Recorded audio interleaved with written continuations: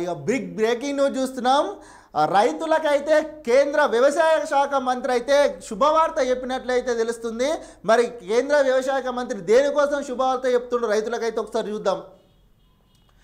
రైతులకు అదిరిపోయే శుభవార్తను అందజేసిన కేంద్ర మంత్రి శివరాజ్ సింగ్ చౌహాన్. రైతులకైతే కేంద్ర మంత్రి అయితే శివరాజ్ సింగ్ అయితే చెప్తుండు. కేంద్ర వ్యవసాయ శాఖ మంత్రి శివరాజ్ సింగ్ చౌహాన్ దేశ రైతులకు శుభవార్తను అందించారు.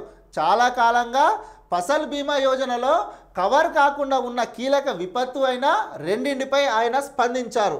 ఈ సందర్భంగా మంత్రి శివరాజ్ సింగ్ చౌహాన్ మాట్లాడుతూ మొత్తం ఏదైతే రెండింటికి సంబంధించి తను మాట్లాడుతుండు.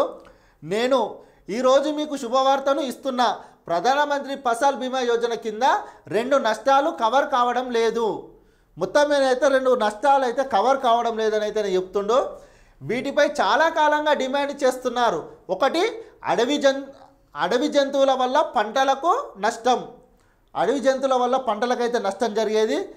2 వరదలు లేదా అధిక వర్షపాతం, నీటి ఎద్దటి కారణంగా పంటలు నష్టం. ఈ 2 నష్టాలకు ఇప్పుడు ఫసల్ బీమా యోజన కింద కవర్ చేస్తున్నట్లు నేను మీకు చెప్పాలనుకుంటున్నాను.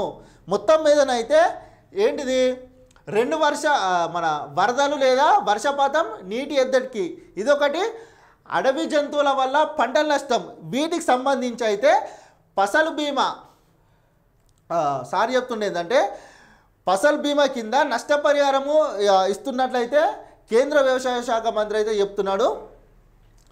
అడవి జంతువులు పంటలను దెబ్బతీస్తే దానికి పరిహారం చెల్లించబడుతుంది. నీటి ఎద్దడి కారణంగా పంటలు దెబ్బతిన్నట్లయితే దానికి పరిహారం చెల్లించబడుతుంది అని కేంద్ర మంత్రి శివరాజ్ సింగ్ చౌహాన్ ప్రకటించారు.